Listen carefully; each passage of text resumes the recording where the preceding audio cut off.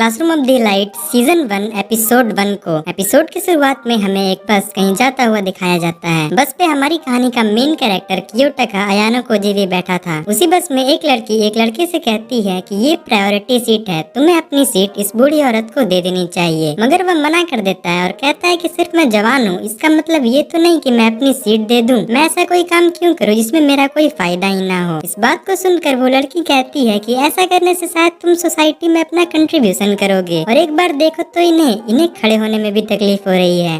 लड़का कहता है कि मुझे सोसाइटी में कंट्रीब्यूट करने में कोई इंटरेस्ट नहीं है, और वैसे भी यहाँ पे इतने सारे लोग बैठे हैं, तुम किसी और से क्यों नहीं पूछ लेती। इतना सब सुनने के बाद वो बूढ़ी औरत उस लड़की को बोलती है कि रहने दो, मैं ऐसे ही खड़ी रह सकती हूँ। मगर वो लड़की हार नहीं मानती और वहाँ बैठे लोगों से पूछती है कि क्या कोई अपनी सीट इन्हें देना चाहेगा।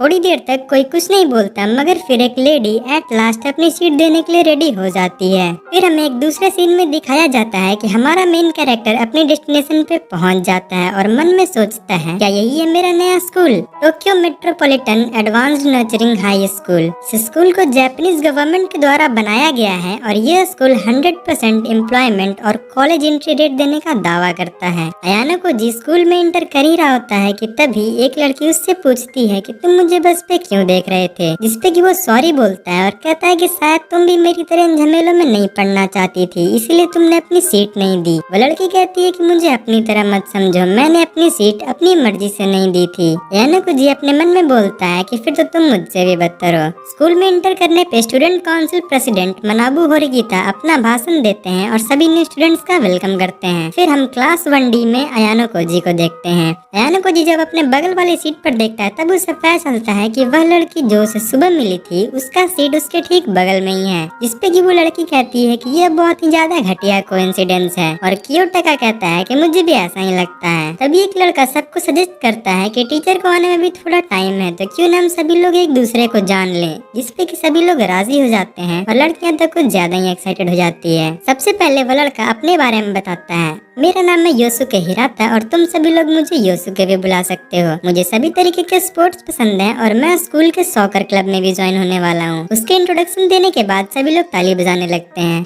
अयानो को जी अपने मन में सोचता है कि मैं शर्त लगा सकता हूँ यह पक्का क्लास का लीडर बनेगा। उसके बाद एक लड़की अपना इंट्रोडक्शन देती है, मेरा नाम है किक्यो कोशिदा, मेरा गोल है कि मैं इस स्कूल के सभी बच्चों से दोस्ती करना चाहती हूँ, तो अगर किसी को भी कहीं बाहर जाना हो तो वो मुझे चाहे तो इनवाइट कर सकता है। इस बात पर अयानो को जी अपने मन में बोलता है कि इससे अपने गोल तक पहुँचने में कोई दिक्कत नहीं होगी। इस लड़की में पहले ही वो एवरीवन्स फ्रेंड वाली वाइब आ रही है। फिर अयानो को जी अपने बारे में सोचने लगता है कि मुझे अपने इंट्रोडक्शन में क्या बोलना चाहिए। उसके ज्यादा सोचने से पहले ही वो लड़का अयानो को जी को कहता है अपना इंट्रोडक्शन देने के लिए। अयानो को जी हड़बड़ाते हुए खड़ा होता है और कहता है, मेरा नाम है कियोटका अयानो को जी।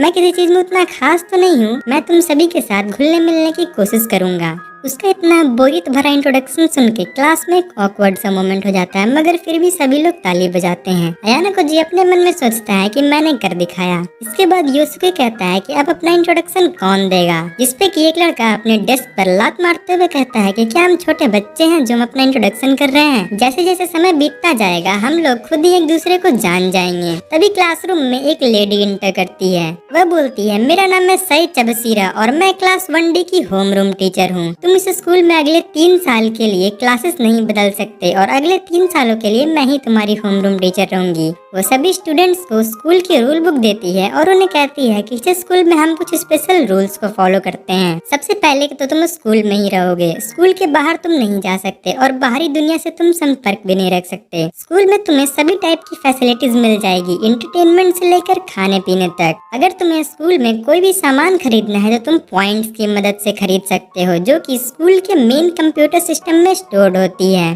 स्कूल में तुम इन पॉइंट्स की मदद से कुछ भी खरीद सकते हो। एक पॉइंट की कीमत 1 येन है। तुम सभी लोगों को हर महीने 1 लाख पॉइंट मिलेंगे। 1 लाख पॉइंट सुनकर सभी स्टूडेंट्स हैरान हो जाते हैं। चबसीरा उन्हें कहती है कि हैरान मत हो, यह स्कूल सभी स्टूडेंट्स को मेरिट के बेसिस पे जज करता है। फिर हम एक दूसरे सीन में देखते हैं कि अयानो को जी एक मॉल में शॉपिंग कर रहा होता है। पेमेंट कंफर्म होने पे वह बोलता है कि यह तो बिल्कुल असली पैसों की तरह काम करता है। 25 स्टूडेंट्स हैं हर क्लास में और 4 क्लासेस थी हर ग्रेड में। इसका मतलब कि स्कूल में कुल 300 स्टूडेंट्स हैं। हर स्टूडेंट को एक महीने में 1 लाख पॉइंट मिलते हैं। इसका मतलब कि हर साल में 360 मिलियन पॉइंट्स अलॉट किए जाते हैं। हालांकि ये गवर्नमेंट देती है, मगर फिर भी अयाना को जी को थोड़ा अजीब लगता है। वह शॉपिंग करके जा ही रहा होता है कि तभी उससे वही सेम लड़की मिलती है। वो उस लड़की को कहता है कि क्योंकि हम दोनों एक दूसरे के बगल में बैठते हैं तो हमें एक दूसरे को जान लेना चाहिए, और फिर उससे उसका नाम पूछता है। वो लड़की कहती है कि अगर मैं बताने से मना कर दूं तो क्या कोई दिक्कत है। इस पर कि अयाना को जी कहता है कि यह थोड़ा अजीब हो जाएगा कि हम दोनों अगले 3 साल एक दूसरे के बगल में ही बैठेंगे मगर एक दूसरे का नाम भी नहीं जानेंगे।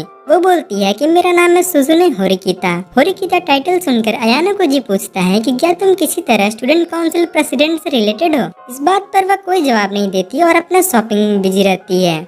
उसे सस्ता सामान खरीदता देखकर अयाना को जी उसे थोड़े महंगे सामान खरीदने का सजेशन देता है, मगर होरिकिता मना कर देती है। उनकी बातचीत चली रही होती है कि तभी उनकी नजर बगल में पड़े फ्री सामानों पर जाती है। अयाना को जी कहता है कि शायद ये उन लोगों के लिए है जो कि 1 तारीख से पहले ही अपने सारे पॉइंट्स खत्म कर देते होंगे। होरिकिता कहती है कि कोई इतने पैसे कैसे खर्च कर सकता है। तभी उन्हें बाहर से लड़ाई होने की आवाज आती है। हम देखते हैं कि उन्हीं के क्लास का एक लड़का सोदो अपने सीनियर से किसी बात पर बहस कर रहा होता है। वह सीनियर्स जाते जाते कहते हैं कि तुम्हें असली नर्क कुछ दिनों बाद देखने को मिलेगा। अयाना को जी मॉल से निकलते निकलते यह बात सुन लेता है और वह सोच में पड़ जाता है कि सीनियर्स क्या बोलना चाह रहे थे। सोदू जाते जाते गुस्से में एक डस्टबिन गिरा देता है। अयाना को जी देखता है कि ऊपर में ही एक कैमरा लगा है, इसीलिए वह उस डस्टबिन को उठाकर अच्छे से रख देता है। फिर हमें कुछ दिनों बाद का सीन दिखाया जाता है। अयाना को जी अपने सीट पर बैठा हुआ सोच रहा होता है कि सबकी तरह मैं कोई दोस्त नहीं बना पाया। होरिकिता उससे कहती है कि मुझे तुम पर दया आती है। अयाना को जी कहता है कि तुम भी तो मेरी तरह हो, तुम्हारे पास भी कोई दोस्त नहीं है। होरिकिता कहती है कि मुझे बस दोस्त बनाने पसंद नहीं है। अयाना को जी उठकर कैफेटेरिया की तरफ जाने लगता है, मगर जैसे ही वह क्लास से बाहर निकलता है कुशीदा उसे बात करने के लिए बुलाती है। कुशीदा उससे हेल्प मांगती है होरिकिता से दोस्ती करने में। वह उसे बताती है कि जब मैंने होरिकिता से उसका नंबर मांगा तो होरिकिता ने सीधा मुझे मना कर दिया, जिसपे कि अयाना को जी कहता है कि हाँ वो ऐसे ही है। कुशीदा उससे बहुत ज्यादा रिक्वेस्ट करने लगती है। फिर हम क्लास का सीन देखते हैं। चबसीरा पढ़ा रही होती है, मगर कोई भी स्टूडेंट उन पर ध्यान नहीं दे रहा होता। कोई सो रहा होता है, कोई मोबाइल चला रहा होता है या फिर कोई मांगा पढ़ रहा होता है। क्लासरूम की बेल लगने पर चबसीरा क्लास से चली जाती है। होरिकिता अयाना को जी को कहती है कि यह स्कूल बच्चों के प्रति कुछ ज्यादा ही नर्म है। कोई भी स्टूडेंट टीचर पर ध्यान नहीं दे रहा था, मगर फिर भी टीचर ने उन्हें कुछ नहीं कहा। इस पर अयाना को जी कहता है कि शायद इस स्कूल में बच्चों को आजादी देकर और प्रोत्साहित किया जाता हो। इसके बाद अयाना को जी होरिकिता से पूछता है कि क्या तुम स्कूल के उस बड़े वाले मॉल में मेरे साथ चलना चाहोगी। होरिकिता उसे शक की निगाहों से देखने लगती है। अयाना को जी बोलता है कि मेरा कोई गलत मतलब नहीं है। उस कैफे में हमेशा ज्यादातर लड़कियां ही होती हैं, इसलिए मुझे वहाँ नो बॉयज एंट्री वाली वाइब आती है, इसलिए मैंने तुमसे पूछा। और वैसे भी मेरा कोई दोस्त नहीं है, इसलिए मैं किसी और को बोल भी नहीं सकता। होरिकिता मान जाती है और वे लोग कैफे की तरफ निकल पड़ते हैं। कैफे में एंटर करने पर अयाना को जी देखता है कि 2 लड़कियां अपनी सीट छोड़कर जा रही हैं, इसीलिए वे लोग वहां जाकर बैठ जाते हैं। अयाना को जी मजाक मजाक में कहता है कि शायद सभी लोग हम दोनों को ऐसे एक साथ देखकर एक कपल समझ लें, जिस पर कि होरिकिता उसे घूरने लगती है। अयाना को जी कहता है कि मैंने कुछ नहीं कहा। उनकी बातचीत चली रही होती है कि तभी कुशीदा आकर कहती है कि क्या कोइंसिडेंस है, क्या तुम दोनों यहाँ हमेशा आते हो। अयाना को जी कहता है कि नहीं, हम लोग यहाँ पहली बार ही आ रहे हैं। होरिकिता तभी अचानक खड़ी होकर जाने लगती है। अयाना को जी कहता है कि तुम कहाँ जा रही हो, तुम तो थोड़ी देर पहले ही आई हो। होरिकिता कहती है कि क्योंकि अब कुशीदा आ गई है तो अब तुम्हें मेरी जरूरत नहीं होगी। अयाना को जी कहता है मगर कुशीदा और मैं तो सिर्फ क्लासमेट ही हैं, हम दोनों एक दूसरे को अच्छे से नहीं जानते। होरिकिता कहती है कि हम दोनों भी सिर्फ क्लासमेट ही हैं और वैसे भी मुझे यहाँ कुछ गड़बड़ लग रही है। कुशीदा कहती है कि ये तुम क्या बात कर रही हो, ये तो बस एक कोइंसिडेंस था।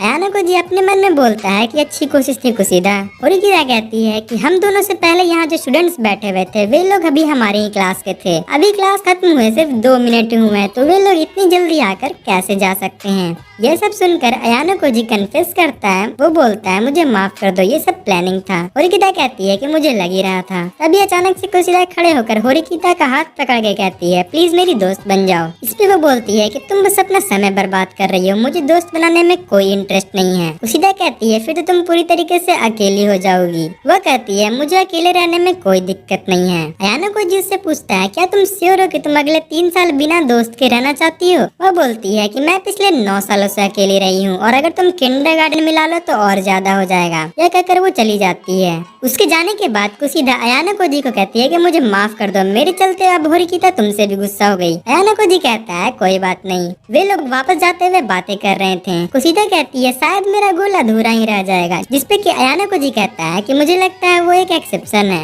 जाते जाते कुशिदा इचिनोसे से मिल जाती है। वह अयाना कोजी को बताती है कि यह लड़की 1B से है, हम दोनों आज ही दोस्त बने हैं। अयाना कोजी कहता है कि मैं सोच भी नहीं सकता कि तुमने इतनी जल्दी दूसरे क्लासेस में भी दोस्ती कर ली।